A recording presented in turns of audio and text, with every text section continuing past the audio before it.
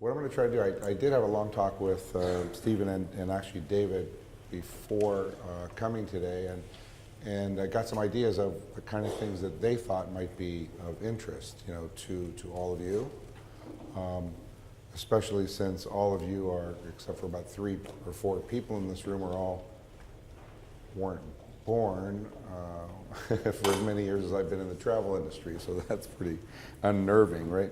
Anyway, so first thing I'm going to do is I figured I'd go through about 3 different sections as quickly as possible. One is telling you a little bit about our company or companies and what we focus on in travel and tourism, and how that relates to the travel industry here in Hawaii as a whole.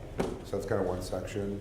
A second section is going to focus on the environment out there in which all organizations compete, and you as individuals compete as well. And that'll be told from a perspective of Hawaii tourism, but it is certainly applicable anywhere in the world and in any industry, I think I'll be able to point out. So this environment in which we compete and how you can actually be successful in it is that second section. And the last section is a little bit about how I evolved in the travel and tourism industry. And you'll find when I talk about that nothing was planned, and so don't worry if you don't actually have a plan. And some of the qualities, life qualities that I feel that are really important and I've learned in my life, and things that we look for when we're looking for people to join our various teams. So I'll share some of that, okay? So let me see, I have a little clicker, we'll go from there. So our company is MCA Inc, that's our parent company. And you're going to see 5 different logos up there, and each of these focuses on a different type of tourism. The largest of the groups is the MCA logo itself, that brand, and that company handles meetings, conventions, and incentives that come primarily from North America and Australia, New Zealand to Hawaii and throughout the Hawaiian Islands. But the distinction of that brand versus some of the others is 80% of their business comes from other travel companies that we have preferred or exclusive relationships with. So anytime they have business of corporations, they're going to provide that business to us. And that brand is about 35 years old at this point, and still going quite strong. So the distinction is 80% of their business comes from these third-party travel companies we refer to. These could be large incentive travel houses or companies that work with a lot of corporations. So that distinction versus Island Partners Hawaii, which is much smaller than MCA, but the key difference is 80% of Island Partners Hawaii's business comes directly from corporations. So our clients are the corporations themselves. And we work with their meeting planning departments and so on, primarily on corporate incentives. And corporate incentives are simply when a company is trying to reward their best, either their best customers, their best internal performers. If you're an insurance company, it could be your best agents or distributors. So you're rewarding your top people, and usually it's like the top 1% or top 2%. So Island Partners focuses strictly on corporate direct business, and none of Island Partners Hawaii business overlaps with MCA. So that's a clear distinction there. The other businesses don't necessarily relate to corporate business. Diamond Head Vacations is actually a brand you will probably never see. It's a private label company, and it deals with 2 kinds of customers. Cruise lines. We handle almost every cruise line that comes to the state. And so if you ever picked somebody up at the cruise line or been on a cruise, and there's a process where you're getting off the ship and then you check in at this kind of wall of computers with people there that are helping facilitate that. Well, those are part of our team. So we're actually out there turning this ship around from a customer service standpoint. And we also are handling the meeting and greeting of customers when they come off the cruise line, if they want to then take a pre-trip or a post-trip, they want to do some activities and excursions while they're here. So all that's handled on behalf of the cruise lines. So even those people don't see the name Diamond Head Vacations. And then the other part of that business, also in the leisure traveler space, is there are travel wholesalers from around the world, and these are just travel companies that are putting together packages for people to buy. And they usually include air and hotel or condominium and some kind of ground transportation and so on. And when their customers get to Hawaii, they need somebody to take care of them. And so we are actually servicing their customers on their behalf. So we're taking on various names of companies, even though we're really just a private company behind the scenes in that. So that's Diamond Head Vacations. Upon a Star is an event company. It all started out of, it really is reflective of a lot of things we do for our corporate clients. However, some hotels try to also indicate that they can do various kinds of events, especially evening events, where you're talking about decor and lighting and staging and entertainment and florals and you name it to put together a magnificent evening event. Well, the hotel finds that they really can't deliver on that promise they made their customer. So they contact us to act on their behalf. So in this case, Upon a Star is also a private label company. The customer doesn't know the name of that company. They'll certainly meet our people, but we may be acting on behalf of Four Seasons at that time, or the Fairmont, or another hotel group. So that's kind of an event focus only. And then Luxe Travel Hawaii, which is the newest of those brands, is actually also focused on leisure travelers, but these are truly people that have been successful in one way, shape, or form in their lives. They could be entrepreneurs that have started companies, they could be celebrities, they could be in music or arts or sports, they could be part of a royal family. These are folks who really want to do something unsearchable, and that is not just a buzzword, it truly is the experiences that we create. So nobody can Google anything that we're actually doing because we literally have created it just for them. Typically these are families that'll come in, could be 2 people or 5. They're multi-generational families, the largest of which we handled was about 44. And they want to do really unusual things. And one of those we recently handled, you know how big Kualoa Ranch is? It's not too far from you. So that family asked us to buy out Kualoa Ranch and create experiences for them on one day. The 44 people had all of Kualoa Ranch. It was pretty outrageous. Plus we had to bring them all there on a pirate ship, and they landed at Secret Island. And it's really, your imagination can do whatever you want, and of course it does take some money, and they were willing to have an unusual, high quality experience. Of course, anybody that we work for on Luxe Travel Hawaii, one key thing is everything has to be very discreet. They don't want anybody knowing who's here, what they're doing, where they're going, so there's never any names associated, with any of it. So you could see just in these 5 brands, there's just about every type of travel and tourism is handled by a combination of our companies. And the customers we have for Luxe are from around the world. Island Partners Hawaii is pretty international. MCA is, like I said, more North America and Australia, New Zealand. Same for Diamond Head Vacations. And Upon a Star could be any customer for any purpose at a hotel. So it's quite a wide swath. As a result of that, well, before I get to that, hang on. Just to give you a size and scope kind of sense. So the visitor industry, has been going quite well for a number of years, especially since 2010 on.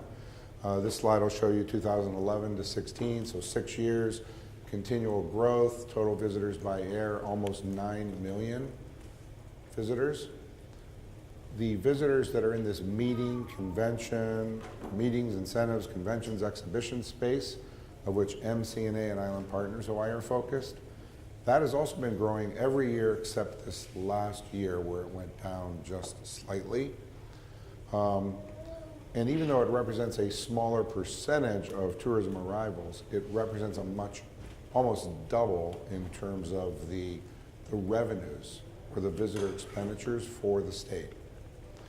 So this type of business, especially the incentive business, is really the best type of tourism that any destination could ever have. And some of the key reasons for that is, one is you get a lot less people and they spend a whole lot more, so that's better in terms of using your resources and the environment and so on. But also, you're getting the spending of two different entities. The companies are paying most of the bill, so they spend money, and then you have the individuals who qualified, who won this incentive, and they're spending their own money. So you get spending of two different kinds of people. Also, these folks are coming typically with spouses or significant others, or they're coming with family, and they are the return visitors that the destination wants to attract anyway. These are typically people that are high performers, higher income earners. They're from all over the country, all over the world, because the companies that we handle might be out of North America, but their attendees are global because their incentive is based on global performance. So this really is the best type of tourism, and more efforts should continually be placed in this in a destination. And I'll try not to be too political about how successful Hawaii has been or not been in the last 10 years, but not as successful as it should be, especially in the convention, exhibition, association area. Incentives have been great. Hawaii is the leading incentive destination for the last almost 40 years. And about 60% of these still go to Maui. That's the preferred island. But you have a lot to Kauai, the Big Island, more and more now to Oahu, and even Lanai. So what you can see here is that the companies that we have to interface with just about every part of the marketplace here. So in terms of who we work with all the transportation type companies. This is air, land, and sea, all types. Lodging, everything from the VRBOs and Airbnbs to, of course, major resorts, private homes, villas, condominiums. The culinary arts, everything from small farmers markets to boutique restaurants to cuisine that we need to put together for somebody's experience when they're out and about. Activities and attractions. You're very familiar with this portion of it, but this is everywhere throughout the state, small and large. Retail, entertainment of any and all forms, mostly throughout the state, and sometimes we'll bring entertainment in from outside of Hawaii. Event design, that gets to our evening event side of things, and where you're into decor and lighting and staging and florals and everything from digital mapping on down. And all of these just continue to evolve. And Hawaii is a really, really high quality leader in almost every space on this wheel. Multimedia. A lot of the groups that we work with, they want us to help them with their multimedia. We're producing collateral materials for them. We're making microsites. We're doing anything and everything they need and able to kind of create this turnkey situation. Educational institutions. One is it's a source of business. A lot of the conventions, associations, or symposiums that happen in Hawaii, the opportunity to have those come here is a result of work that your institution and others around Hawaii actually do. And so we somehow tap into business that way. It's also a great source for subject matter experts that we use when we're looking for guest speakers and various other types of experiences for groups. And of course, a lot of our employees or our staff that we use come from institutions around Hawaii and some outside Hawaii. So we really touch all these. Okay, so that's kind of the section one. I'm gonna have to go a little faster so there's questions out. And David's probably smiling because he knows that once I start getting into all this stuff, I seemingly can go on forever, even without a voice, but we'll try not to do that. Okay, so the environment in which we compete. Now this is something that he and I started talking about this in 1999 together. I'm sure he had thought about this well before that, but that's when he and I started working together at the end of 98, beginning of 1999. And this is still true today. So in terms of the environment in which organizations compete, it's all global, of course, knowledge-based, consumer-driven, consumer behavior and technology, that area. Of course, because of technology, all of us are completely bombarded constantly with messaging, or we're on a variety of devices simultaneously many times. So we want everything that we want when we want it. Immediate access, but we are really overloaded. Our expectations are continually increased because we expect we can get anything we want anytime we want it. And some of you are probably doing that right now on various devices, maybe. Anyway, so it's still true to this day. So that's going to continue to happen. In the media and entertainment world, what's happened there is everything has completely fragmented into these more channels of media and smaller audiences. So it's much harder to hit large groups of customers. You have to be really careful of who you're going after and how you get to them. And then the competition, distribution part, tourism is the #1 industry in the world. And now tourism is the #1 industry for many countries, states, and cities. And that certainly wasn't true in 1999, it wasn't true in 2010, it just keeps expanding. Because it's a great industry, it's a clean industry, it typically helps pulling communities together and emphasizing culture. It's clean from an environmental standpoint. It really helps cities, states, countries, or areas focus on what's special and unique about them and their situation. So there's a lot of competition. And on the supplier side, there's less and less competition. If you go back in any of your classes, go and look at how many airlines existed 30 years ago, or 20, or 10, or 5, you'll find there's very few airlines now. There are very few hotel groups. There's very few rental car companies. There's very few cruise lines. You might see a lot of brand names, but they're all owned by the same companies.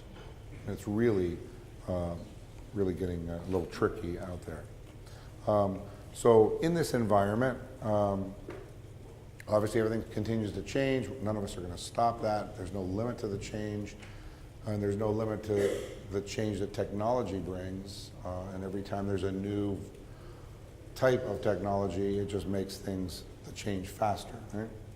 So what you have to do in that environment is you really have to be much more inclusive in working not only within your own organization, but with others outside of your organization who share commonalities or common goals. So you have to be much more inclusive, and you really have to, from a marketing standpoint, completely integrate or connect everything you do in a very targeted way and have a very balanced approach to how you market. Because again, there's so many media choices, and there's so many different ways for consumers to be turned on or off by what you're trying to message to them.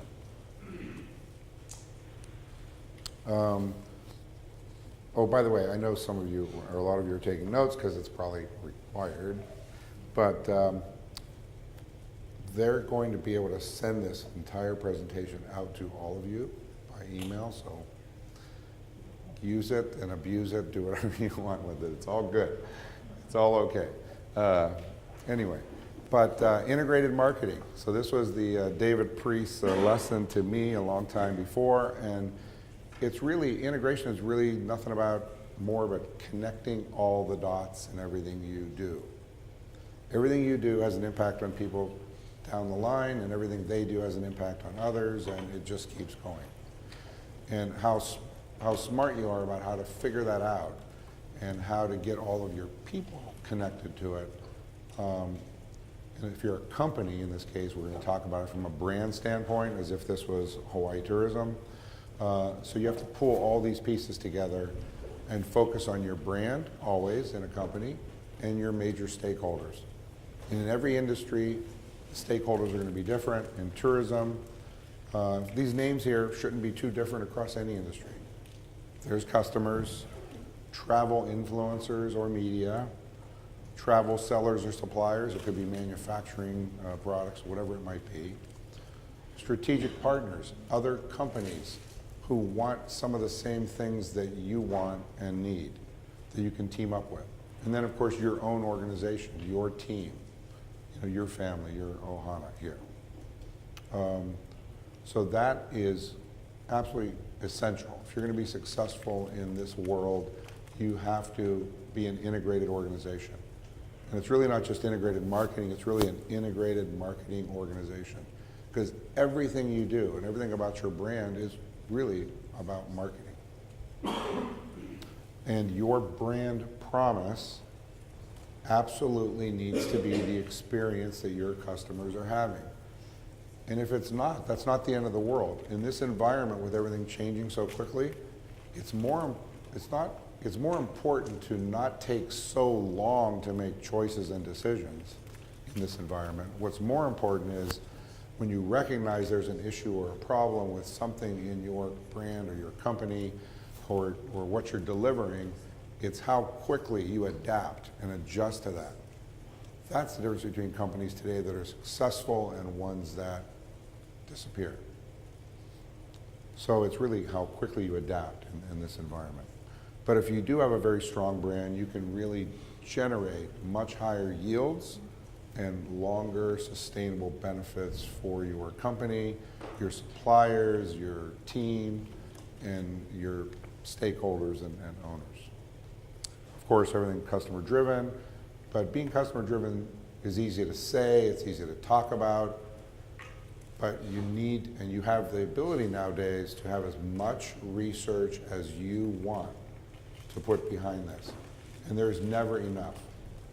You have plenty of access to research, you just need to use it in a strategic manner.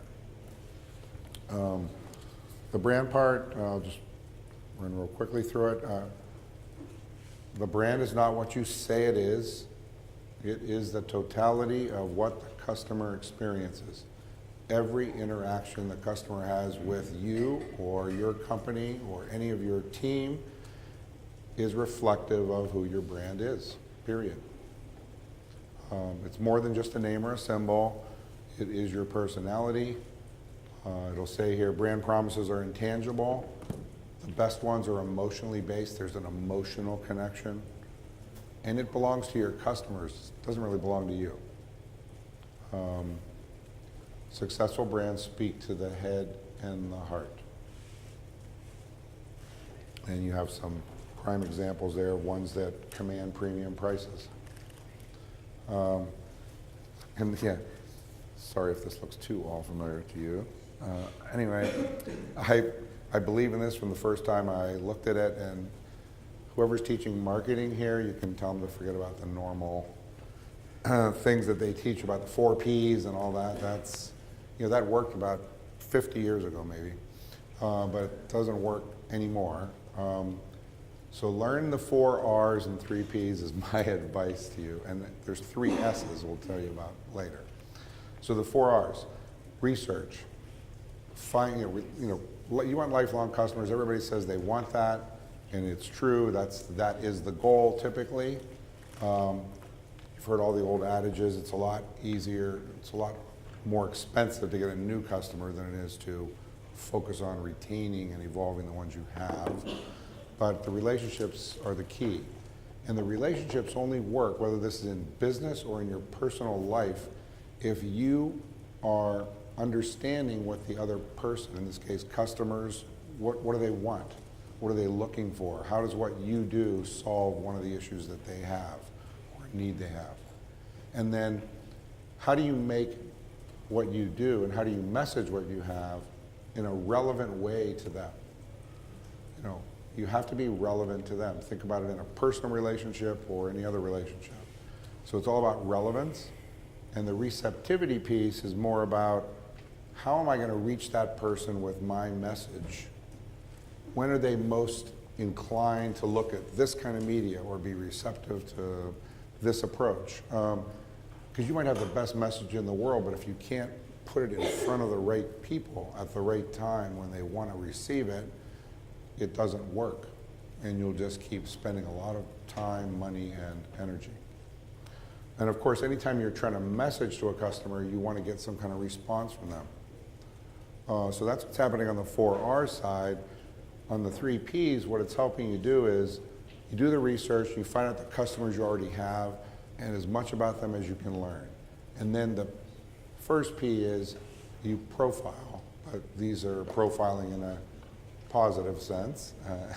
Anyway, so you profile, and you try to find people like them, or that have some characteristics like them. And you learn everything you can about the customers you have, how did you reach them, how did you get them, what are they like, then you profile. And then everything in the world keeps focusing on the customer of one, or this personalization process. Nowadays, you can order anything that you want really to your liking. It started many, many years ago when computers, there was a process where you could order a computer with the specs you wanted. That was decades ago. And then it evolved to just about anything. The way you order a car, the way you order clothes, everything is personalized. It's no different in travel and tourism. And of course, you got to promote some way, shape, or form. Which targets you choose is up to you, but the broader the target, the more general your message is, the narrower your target, the more personalized it is, and you determine who you're trying to hit and how. What people remember in messages, something that speaks to them. They care about what's in it for them. They don't want to hear you talking about your features. They want to know more about the benefits to them. Try to give them some information that maybe they're not aware of. If you can, you put some fantasy behind things where possible. If it's really a high involvement purchase, very expensive, involved purchase, then you're going to have to provide people more information than you would for a product that's selling for $2, $5, or $10, as you see on TV or in various forms of media all the time. And this is, every consumer is at a different place on this kind of continual wheel or continual circle. Some may not have any awareness of you at all, like Hawaii, for example. Some may have awareness of Hawaii, but they need more stimulation to have desire to come or get further along the line and say, I really am planning on going. And then you want to hit them with offers or opportunities that might get them over the final hurdle so they actually book something. So every customer in every business of any type is always on this kind of circle. And again, you're going to hear this thing about integration and a multi-front attack. It's again back to the issue of media. There's so many fragmented types of media, and people are so overloaded of receiving messages in every way, shape, and form that you have to figure out, how do I break through that? And if you can't do it all year long, all the time, then you pick your times when you can do it, and you try to kind of what we call the 3S's: synchronization, saturation, and stimulation. The synchronization is just when you're going to go and do a certain kind of marketing program or promotion, and you want your PR and your social media, and if you're going to use traditional media, you want influencers or bloggers, people out there, hitting them with messages.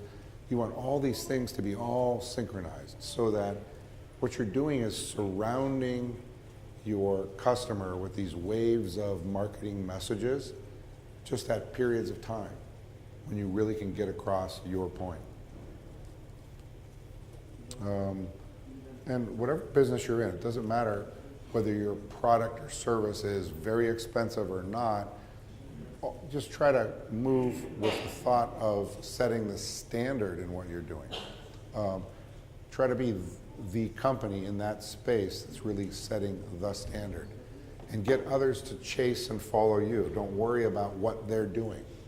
You focus on doing what you do, and you keep innovating and trying to be the best you can be in that space. And let them chase you as you keep moving forward. And this evolution thing is just absolutely true. You just can't get to that point where you think you really have, you know it all, you've done it all, you have all the answers to all of it. I mean, every experience and encounter you have, make it a learning experience. It doesn't matter in terms of who you're learning it from or vice versa. And all of us should be learning from each other. It doesn't matter how many years of quote-unquote experience any of us have had. It's not about that. If you just communicate with people, you can learn something from them, and hopefully you can share something you have with them. And this is like a continuous improvement approach, and it's not about change for the sake of change. It's just to step back and rethink of how you're doing everything. Some of the things you're doing might work perfectly well, so you keep them. And others maybe have an opportunity to be done differently. You have to be honest with yourself, talk to your customers, talk to your colleagues, talk to vendor, supplier partners, and just be willing to listen and open up to them. I have been in pretty much all of these, sectors personally of tourism, except for the lodging one. It's the only one where I actually I've never actually worked inside the lodging portion of the industry, but I've pretty much worked in most of the others in some way, shape, or form. But I certainly have worked across and collaborated with all of them during that time. And what Trevor was talking about as to my quote-unquote, background, and the fact that I couldn't keep a job, obviously, because I kept moving, right, to different places. There was no plan. The plan was really to, in any job I had, just in terms of how you start with your own values and your family and so on, it was you always do the best you can, you always keep learning, and then people will notice, and then good things will come, from that, basically. Never feel bad about any job you have, never think it's beneath you, right? First job I had 40 plus years ago was security screener at the LAX airport in the American Airlines terminal. Because I'd moved to California, I needed money, I needed to get residency to go to graduate school. This is how this all happened. And then I got a job with Western Airlines that did all their customer service type jobs, and it just kept evolving. One area just led to the next opportunity. I never left one of these jobs to take the next one until after the Hawaii Visitors Convention Bureau.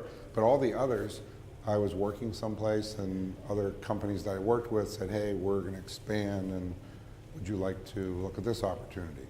The point to that is simply that if you just always have that passion and energy and pride in what you're doing, and you're always learning and trying to do better, and truly in that fashion, then people do take notice. Opportunities will happen for you, and they'll just keep opening up.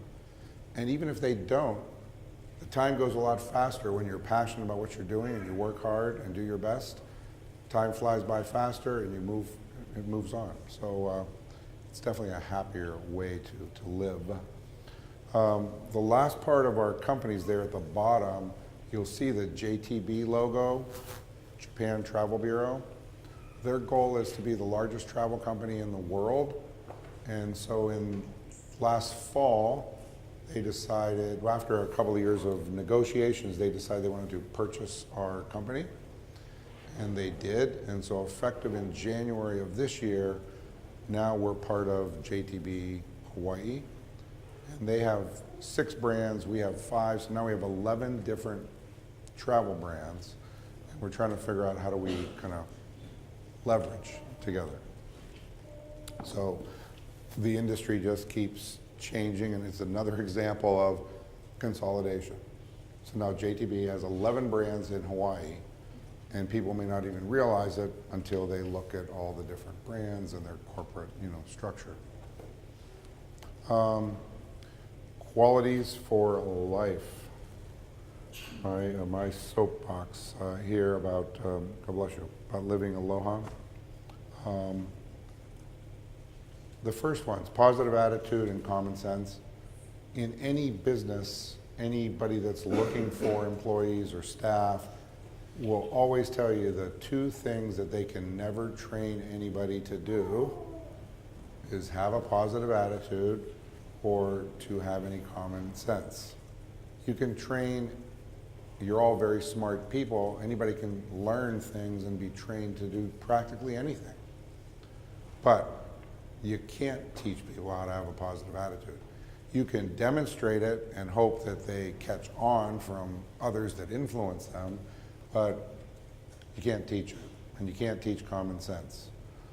Common sense is just a matter of not thinking the whole world revolves around you personally, and be willing to look at what other people have to offer and think about how you can act in that environment. Right? The living aloha piece, being thankful, being humble, sharing what you have without any expectation in return. That is what living aloha is about. It's something that is Hawaii's greatest gift, truly, to the world. But Hawaii has not effectively delivered that or shown that to the whole world. We show it to a lot of people in certain ways, but this is way beyond tourism. This is about living life. Abundance versus scarcity. These are just, maybe you've heard this before or not. Scarcity theory, people that believe in the scarcity theory think that, hey, there's this nice pie here, and if you take a slice and I take a slice, well, there's a lot less slices for everybody else. The abundance theory is, together we can actually create more. We don't have to think of life as being finite resources. There's always a way to create more or change paradigms if you just open your mind and think about it. Lifelong learner leads right into that. These are simple things. I'm learning something all the time. Every day I try to be learning from other people. I try to share everything that I can, but I really am learning from every experience. I was on the Big Island the last few days. We have a very large corporate group there, and we're using different venues, we're dealing with different participants, and in that process we're learning something about them. We worked with a couple of new vendor partners during this trip, so we're learning about these new vendor partners, who they are, what they offer. You always can be learning and kind of growing. And whether you are, my age, which you'll get to once your life triples, I think, maybe, or not, you can learn at any age, and you should learn always. And the last one is just, there's a really old quote about character and reputation. It is simply, reputation is what other people think about you, and character is who you really are. The only thing you can control is your own character. Nobody can take it away from you, but you can certainly give it up pretty easily. These days, lots of people seem to do that. So try not to be one of them, I guess, is the key there. That's it. Questions?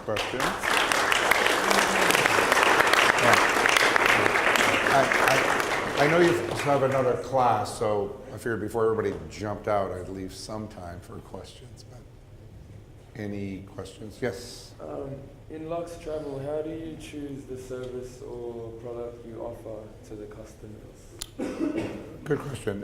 So what we do is, in all the companies we have, we're always out there looking for vendor partners or suppliers around the island. So we're always kind of got our eyes and ears out there as to a new place to eat, a new activity, a small little company or an entrepreneur, a farm, and we check.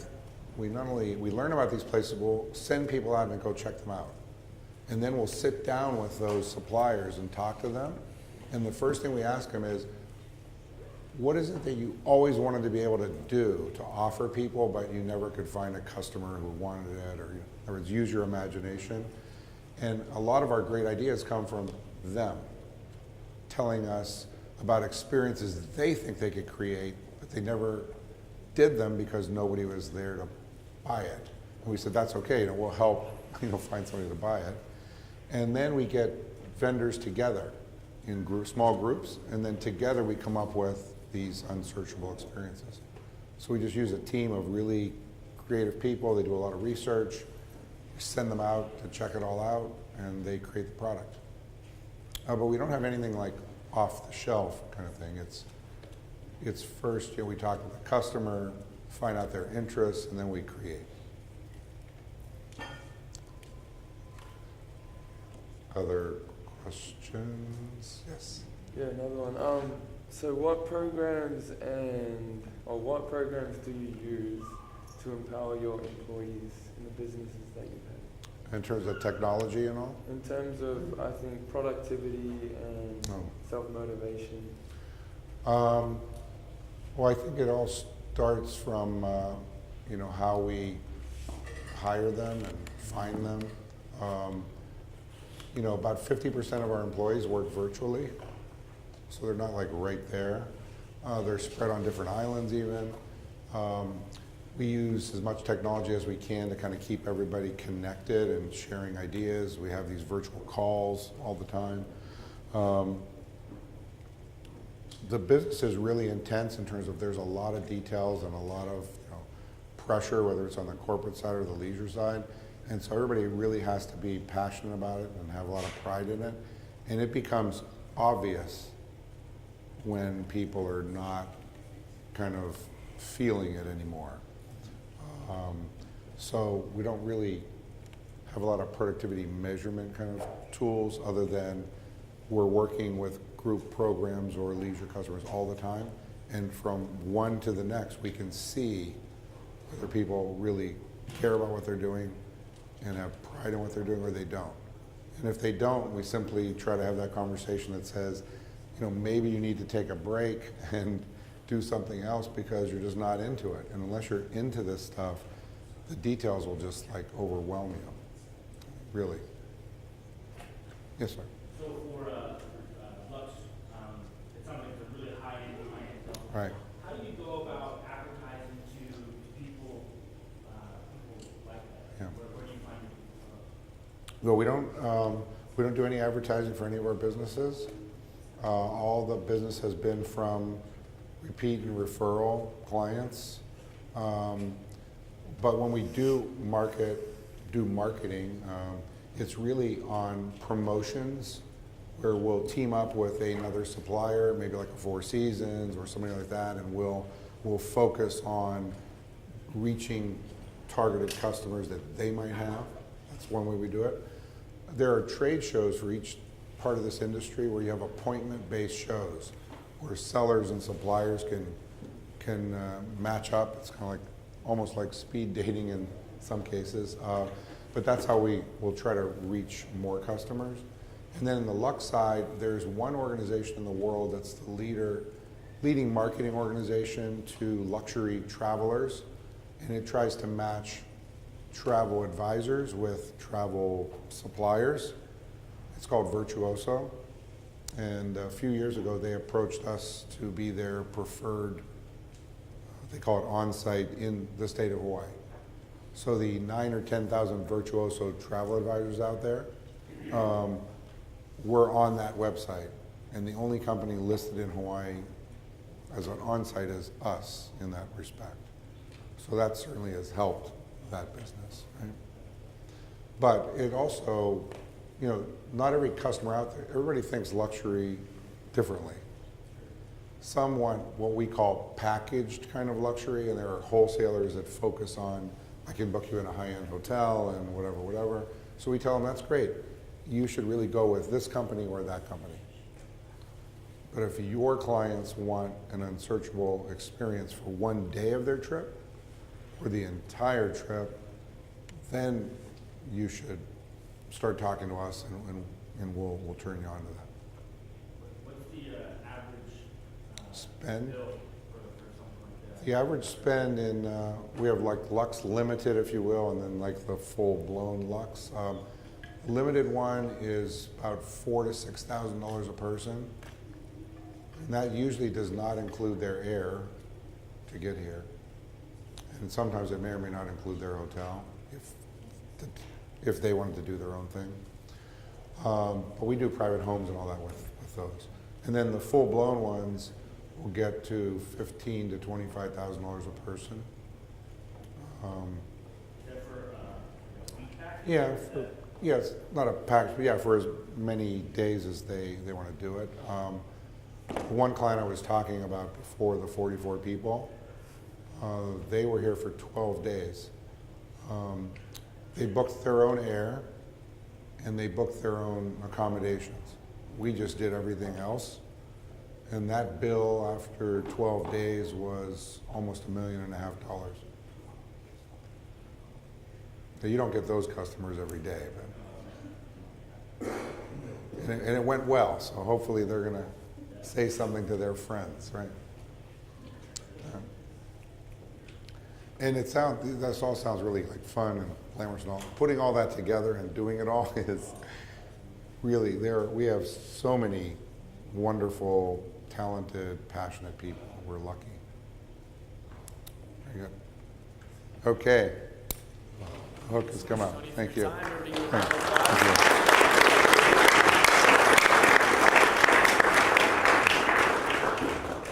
Perfect. All right. So, just another reminder: is some spots open for the election if anyone wants to come. 4 or 5. So let us know. As well as the election next Thursday at 1 o'clock. And we on a tour that's for all hospitality and outdoor students. So all invited. Make sure you get there to see you guys. Thank you so much for coming, everybody. Have a great day. Thank you. Thank you, everybody. Oh, you're welcome.